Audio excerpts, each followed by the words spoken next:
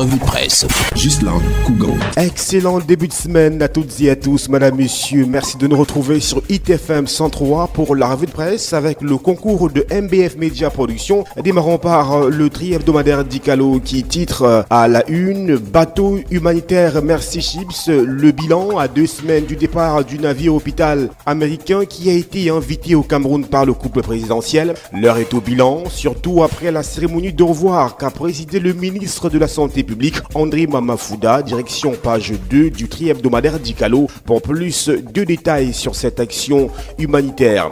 Toujours avec Dicalo en page 3, cette fois douane camerounaise au cœur du financement de l'économie nationale. L'administration de la douane camerounaise se doit d'être performante à tout point de vue. Page 7 de Dicalo, nous vous convions à la crise anglophone avec notamment une attaque qui a eu lieu ce vendredi dans un lycée. Une localité située dans le département de la Mézam, région du nord-ouest Cameroun. Toujours avec le tri-hebdomadaire d'Icalo, ordinateur présidentiel, on parle donc des étudiants des universités de Maroua dans l'extrême nord et de Ngaoundéré dans l'Adamaoua qui reçoivent les leurs à la page 7 du tri-hebdomadaire d'Icalo. En page 4, cette fois, direction extrême nord, on nous parle politique avec des démissions en cascade des militants du MRC de Maurice Kamto. Un autre journal à présent, c'est La Nouvelle qui titre à la une: Cameroun, ses 10 personnalités les plus impopulaires. Eh bien, elles nous sont livrées en page 3 de cette édition. Crise anglophone en page 4, le général des Ambazozo arrêté, nous dit La Nouvelle. Ministère des Finances, la tête de Lupaul Motazé mise à prix. Eh bien, le pourquoi est à consulter à la page 5 de La Nouvelle. Toujours en page 5, cabale au niveau de la présidence de la République du Cameroun. Eh bien, Ferdinand Gongo, le secrétaire général, dans le viseur des apprentis sorciers. Comment cela se fait? Eh bien, à découvrir tout ceci dans les colonnes du journal La Nouvelle. L'œil du Sahel à présent, nous sommes à la une avenant aux concessions. MTN et Orange ont-ils roulé l'État? C'est la préoccupation à laquelle nous convie l'œil du Sahel en page 3 de ce numéro. Toujours avec ce journal politique cette fois, la vraie fausse alliance entre la NDP et le FSNC en page 2 pour plus de détails sur cette situation quelque peu cacophonique. Mutation, nous sommes à la une à présent présidentielle cette fois-ci, 55 millions de francs CFA dans la cagnotte de Paul Biya. L'allée qui est allée au-delà de son pari de 50 millions de francs CFA s'agissant du financement de la campagne du candidat du RDPC. 3 évêques et une dizaine de prêtres pour bénir l'initiative et l'élite locale. Portrait de Henri Yebe ici, le promoteur de cette opération controversée à la page 7 du quotidien Mutation. Toujours avec ce journal en page 5, centre d'instruction de Moutenguene, le responsable du magasin d'armes suspendu. Le pourquoi est bien dans les colonnes du quotidien Mutation. Mutation nous convient un déplacement à Maroua dans l'extrême nord. Maroua 2018 en page 14 peut-on lire avec le bilan des Jeux universitaires qui viennent de s'achever de ce côté. Et Singan à présent à la une, Zogo Andela au chef de l'État. Je cite: l'on vous cache intentionnellement la vérité dans l'affaire dite des 20 bateaux espagnols. Fin de citation. L'homme d'affaires maintenu en prison en dépit d'une injonction de l'ONU pour sa libération. Avant son jugement, appelle Paul Biya à son secours aux pages 12 et 13 du journal Essingan. Toujours avec Essingan, réalisation et acte de nomination du chef de l'État.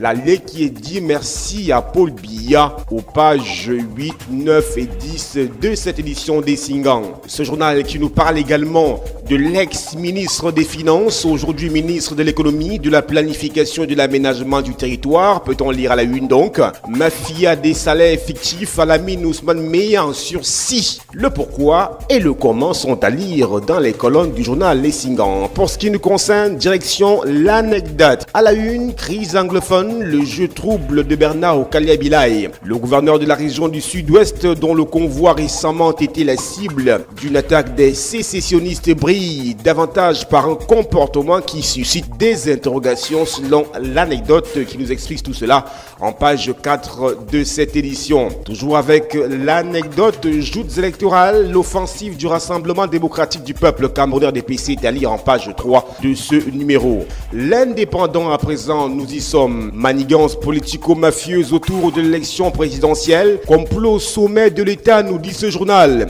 Enquête sur des conspirateurs tapis dans l'ombre qui, à travers une note de renseignement anonyme destinée au chef de l'État en date du 4 mai dernier, sème la confusion et la division autour des hommes du président dans le but inavoué de l'isoler et de le détrôner du piédestal de la magistrature suprême. Pages 4 et 5 de l'Indépendant pour plus de précisions avec bien évidemment l'affiche des visages comme ceux du secrétaire général de la présidence de la République Ferdinand Gongo, Laurent Isso et autres Paul Atanganji, le nouveau ministre de l'administration territoriale. Toujours avec l'Indépendant en page 11, litige foncier au Lembe, la Cour suprême désavoue Kouna Bessike. Le pourquoi dans ce journal. 20 mai 2018, on parle célébration et l'Indépendant nous peut savoir qu'il existe des dispositifs sécuritaires renforcés, bien évidemment par l'entremise du ministre délégué à la présidence en charge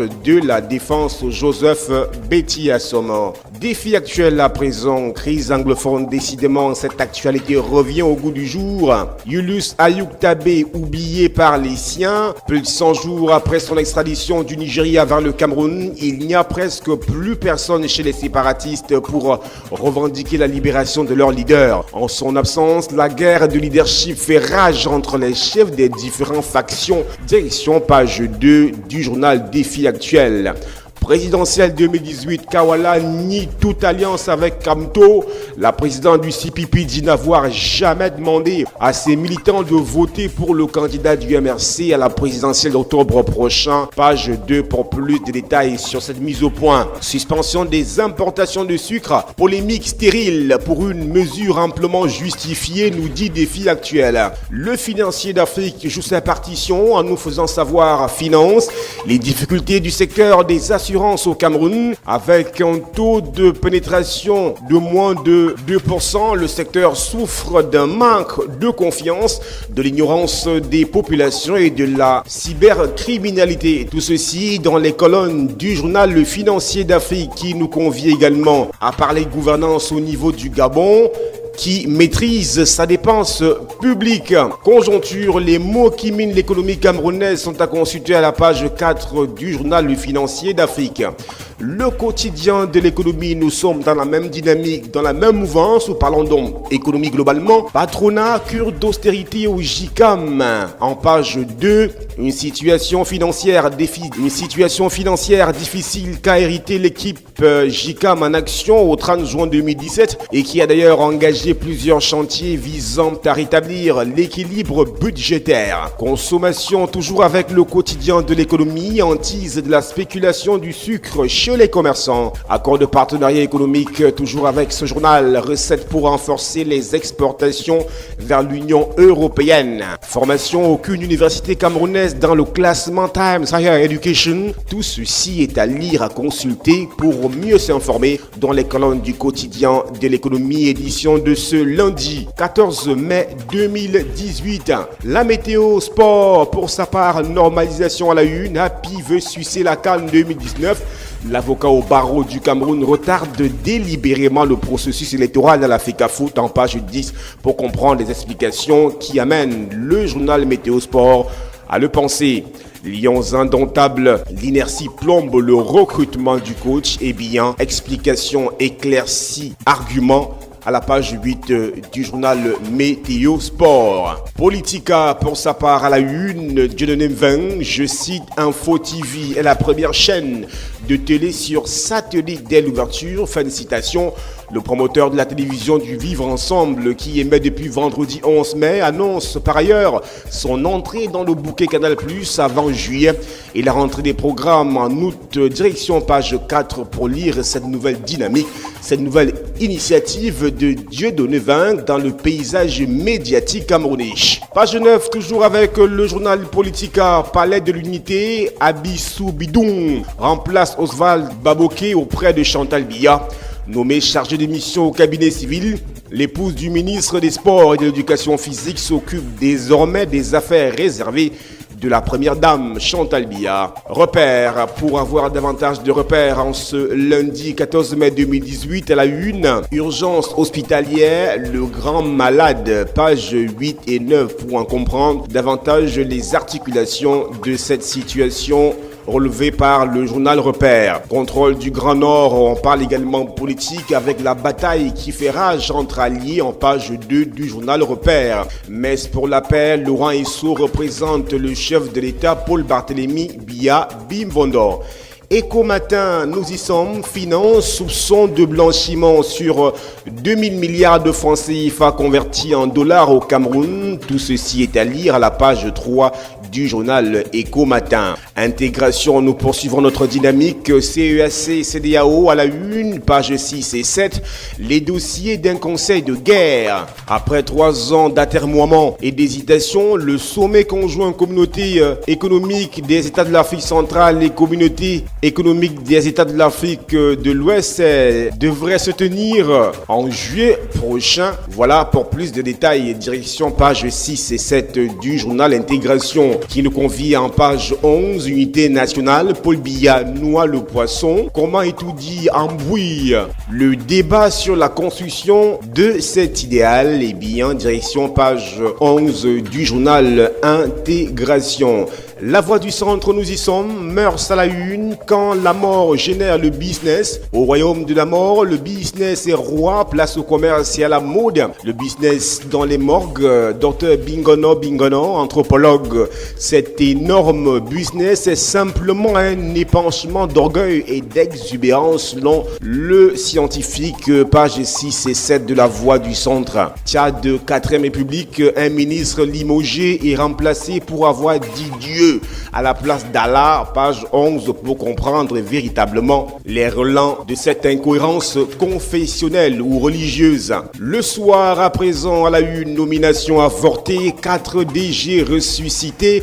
Selon une source crédible, le mauvais vent devait souffler la semaine dernière sur certains directeurs généraux annoncés sortants. Pourquoi des nominations ont-elles été repoussées? Qui se cache derrière ces blocages? Eh bien, page 3 du journal Le Soir pour en avoir le cœur net. Consulter l'enrichissement des responsables est mise à la une en page 5 de ce journal. Le journal Jeune Afrique à présent à la une, Mali, Soumaïlou Boubei Maïga, le joker d'Ibrahim Boubacar Keïta. Pour permettre une réélection qui s'annonce difficile, le chef de l'État compte beaucoup sur son nouveau Premier ministre, spécialiste de la sécurité et la politique. Celui-ci se retrouve sur tous les fronts. Tout ceci est à lire dans le magazine Jeune Afrique. Voilà, madame, messieurs, c'est la fin de la revue de presse, première édition de la semaine. Nous sommes le lundi 14 mai 2018